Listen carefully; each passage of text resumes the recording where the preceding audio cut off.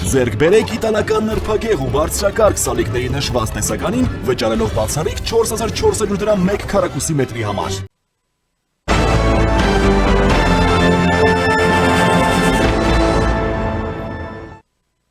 Ողջույն, դուք դիտում եք առաջին լրատվականը, ես Ժիրայր Ոսկանյանն եմ։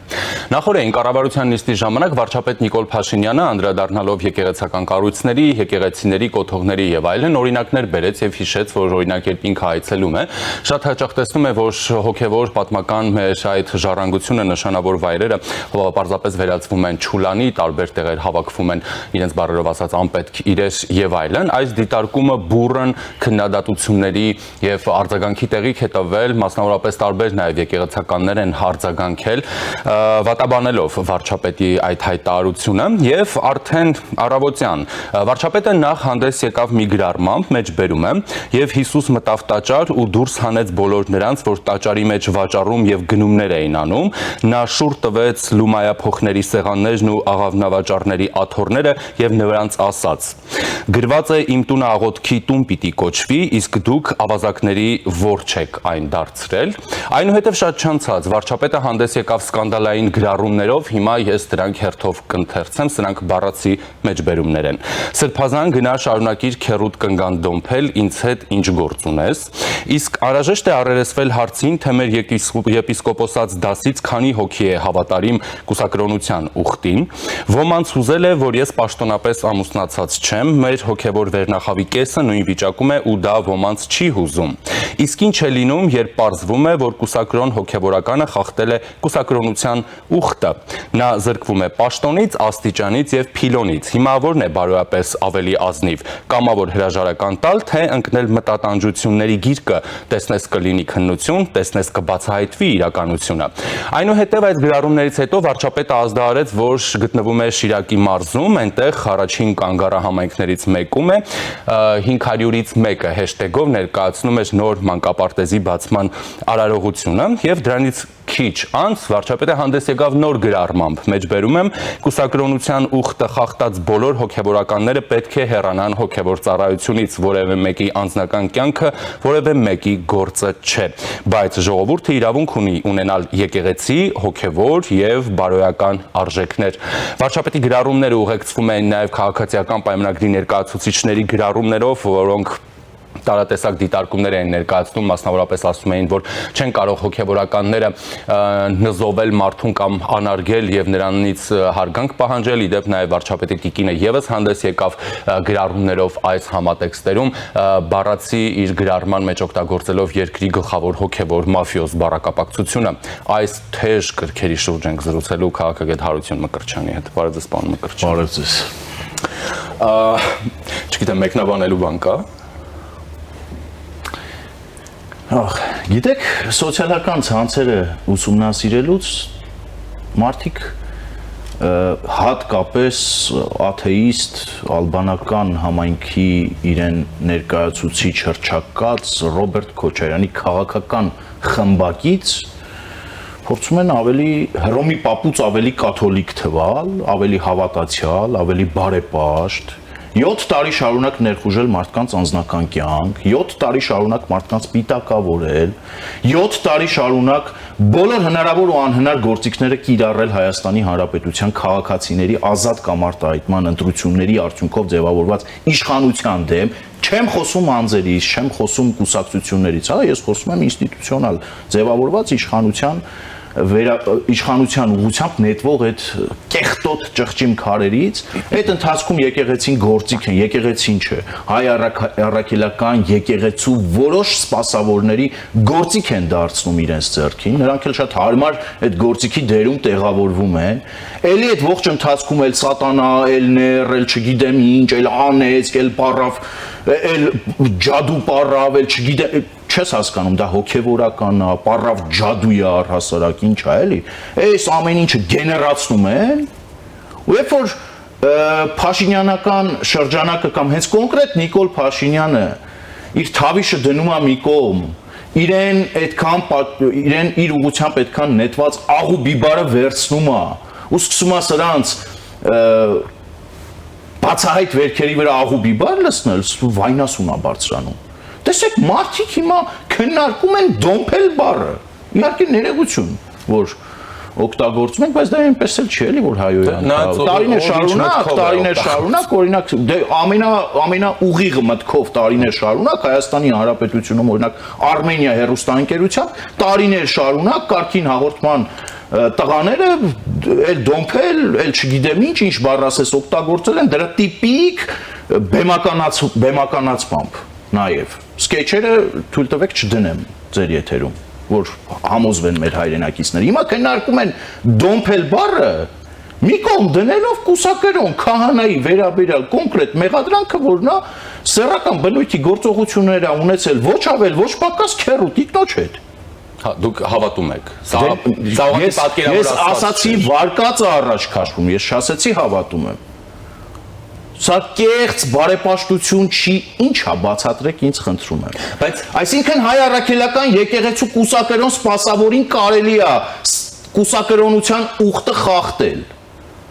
Ոչ ավել, ոչ պակաս դեռ մի բան էլ սրբապղծությամբ զբաղվել։ Իսկ դա սրբապղծություն է իրականում։ Արյունակից հարազատի տիկնոջ վրա աշկ դնել ու դրան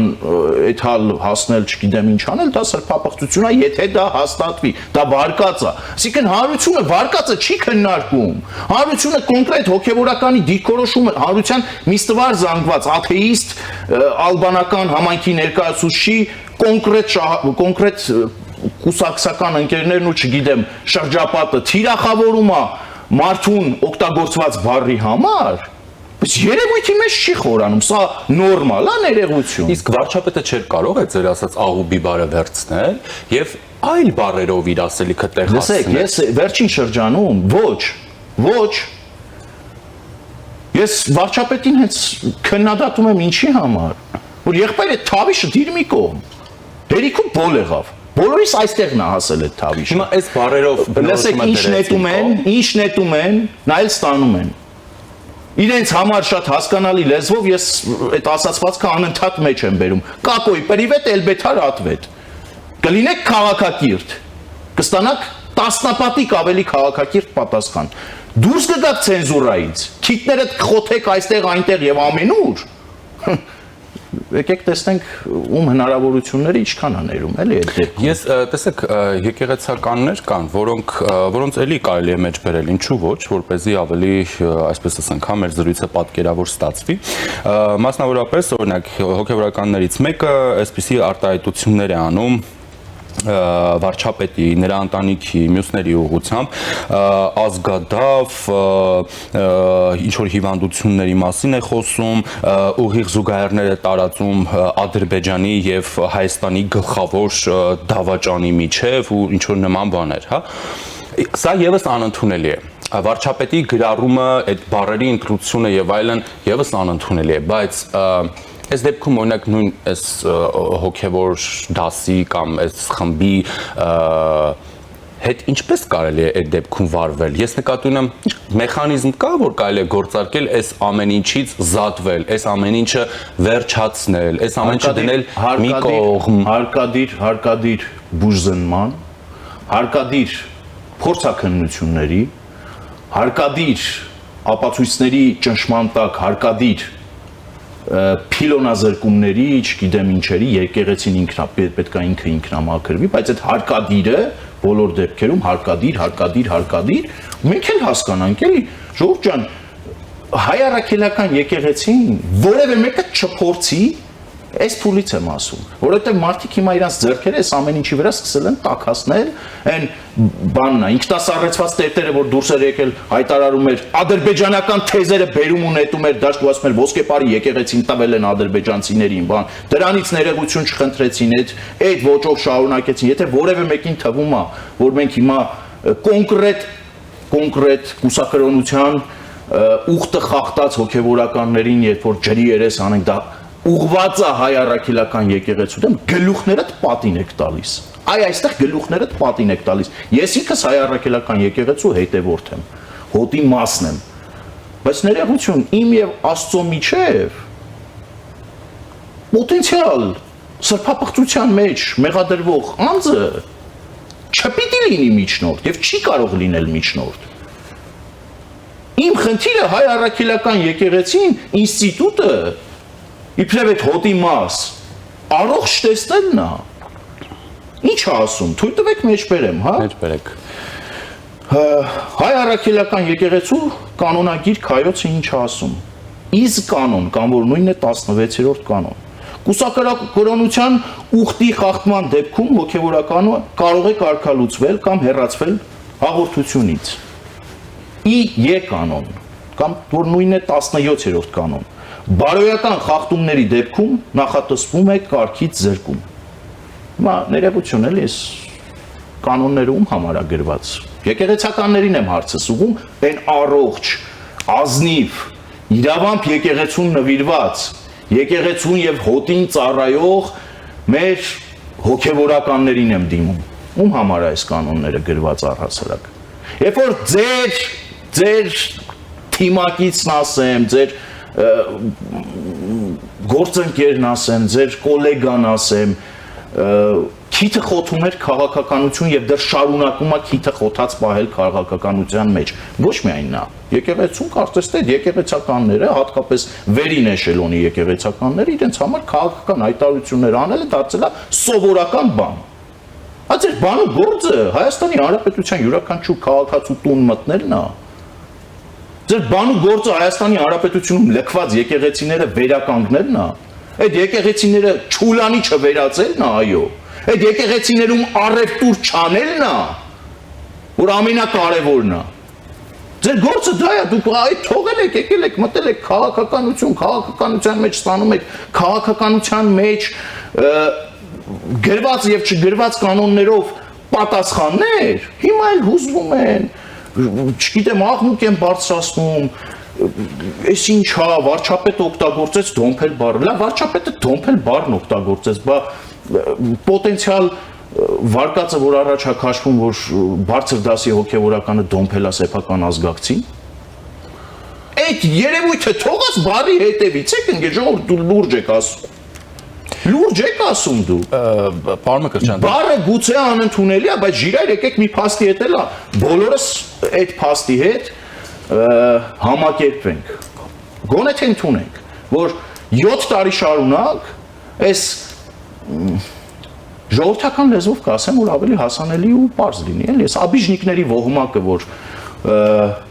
քաղաքական դաշտում իբրև քաղաքականությամբ զբաղվում, ինչ են անում։ 7 տարի շարունակ հայոյանք են տեղում, 7 տարի շարունակ թուրք, դավաճան, չգիտեմ ինչ,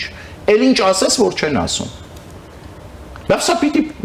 պատասխան ստանա, թե ոչ։ Եթե իրավապահ համակարգը սրան չունի պատասխան, իսկ իրավապահ համակարգը կարծես թե չունի պատասխան։ Իրավապահ համակարգը գործում է բացառապես արձագանքողի դերում։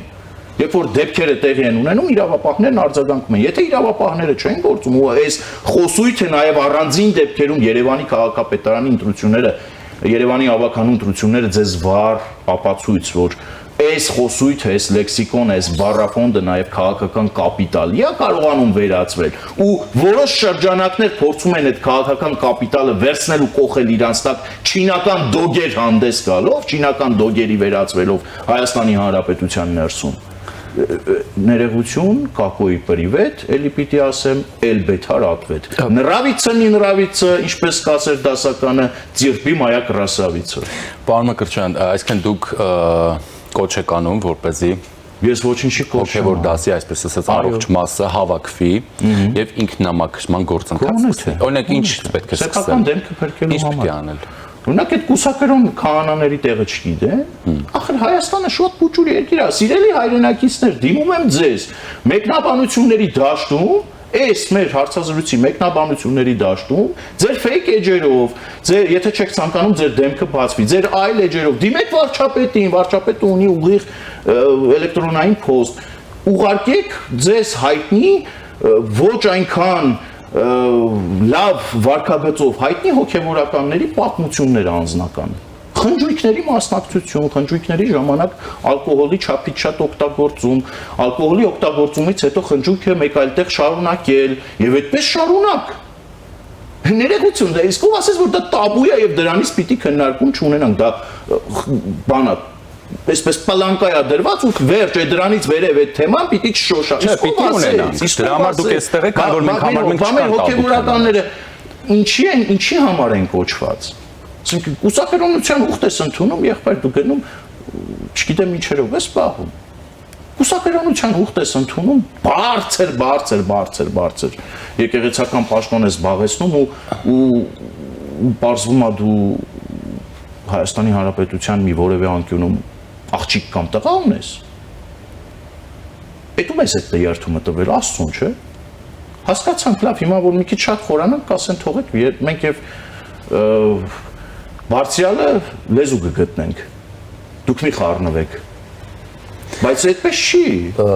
չի, սա, եթե եկեղեցականներ, որոշ եկեղեցականներ բարի ուղիղ իմաստով են ընդունել մեր հոտի մաս լինելը հայ առաքելական Սուրբ եկեղեցու, բարի ուղիղ իմաստով, եթե մտածում են սա ոչխարի հոտ է, որին ամեն ինչ կարելի է հրամցնել, այդտեղ էլ չարաչար սխալվում եք։ Պարոն Մկրտչյան, տեսեք, սովորաբար մաֆիոզը կամ այդպիսի գործունեությամբ զբաղվողը քրեական հետապնդման է ենթարկվում, հա, երբ որ ասում ես երկրի գլխավոր հոգևոր մաֆիոզ, կա մեկ հոգի ում մասին առաջինը մտածում ես, չէ՞,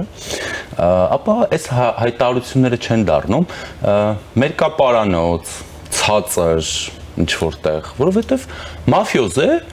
ինչ մաֆիոզական գործունեություն է ծավալել, ինչ է արել, բա ուր է քրեական օրենսգիրքը, բա ուր են այն կիրառող իրավապահները, դա չի նշանակում, չէ, այսինքն չընկնենք մյուս ծայրահեղության մեջ, եթե ես հոգևորական եմ կամ բարձրաստիճան հոգևորական եմ, ինձ ամեն ինչ կարելի է, ոչ։ Դու կուզես հոգևորական եղի, կուզես նախարար եղի, կուզես վարչապետ եղի, մեր կռիվը ինչի է, որ բոլորը օրենքի առաջ հավասար են, ես ես հետ համաձայն եմ, վարչապետը կամ նրա տիկինը կոնկրետ բնորոշում է տալիս, որ քրեական օրենսգրքով պատժելի է։ Ես այս աղմուկը իմ համար անհասկանալի կլինի, եթե սրանից բխող գործողություններ եւ գործողությունների ծրագիր առնվազն իրենց մտքում չունենան։ Այո, պիտի իրավական գնահատական ստանա, այո, պիտի բարոյական գնահատական ստանա, այո, պիտի նաեւ հանրային շատ սուր պարսավանքի առարկա դառնա։ Գուցե այս ամեն ինչ արվում է նրա համար, որպեսզի մենք այսպես զբաղվենք այս օրակարգերով։ Այսինքն զբաղվենք այս օրակարգերով։ Դե հազար պրոբլեմ կա։ Հազար պրոբլեմ կա, ամեն մի պրոբլեմով մեկը զբաղվում է, իսկ ով ասեց, որ սա պրոբլեմներից մեկը չի, երբ որ եկեք հիշենք տարուկես առաջ, երբ որ հայ առաքելական եկեղեցին կամ եկեղեցու կոնկրետ սպասավոր, որը սառեցրեց իր կապերը եկեղեցու եւ Աստծո հետ, չգիտեմ, տաքացրել է ինչ արել այդ կապերը, որ փուլում է, բանա, Հայաստանի Հանրապետության ներսում պետականության տակ ռումբա դնում, փորձում է Կիրանցի սահմանազատման, սահմանագծման գործընթացի վրա սեփական ձեռքերը տաքացնել, փորձում է ընդհուպ հայ-ադրբեջանական նոր պատերազմ ու էսկալացիա հրահարել, ներողություն, սա պրոբլեմ չի։ Ում համար։ Մեր համար Հայաստանի Հանրապետության համար նրա քաղաքացիների համար։ Շատ լավ, քաղաքացին իր գնահատականը տվեց, այդ շարժումը չհաճեց, քաղաքացին չմիացավ, պարսավեց այդ հոգևորականի եւ նման վարքը, բայց երբ որ մենք հարցը տանում տեղափոխում ենք, շատ ավելի ծանրացնում ենք, մենք այստեղ գալիս ենք բախվում ենք մի պատի։ Իսկ այդ դեպքում որտեղ է օրենքը եւ օրինականությունը, հա, գուցե մենք շատ ենք ամեն ինչ չափազանցացնում։ Չէ, չափից ավելի քաղաքականապես անհասուն չհասունացած վարքագիծ ենք դրսևորում, չափից ավել քաղաքական եւ ավելի շատ իրավական իմպոտենցիայի դրսևորումներ է տեղի ունենում եւ այստեղ է խնդիրը եւ շանգելուխը թաղված։ Այնպես չի, որ խնդիրներ չկան, այնպես չի, որ այդ խնդիրները կամ դրանցով կոնկրետ զբաղվածները քրեական օրենսգրքով չեն պատժվելու կամ պատժվելու ենթակա չեն, այլ հարց, որ իրավապահ համակարգը անատամ է գործում։ Իսկ ինչ վերաբերում է շեղելուն, դե գիտեք, ինչից պիտի շեղեն, որ այդ ինչ կա, որ մի հատ էլ շեղեն։ Թե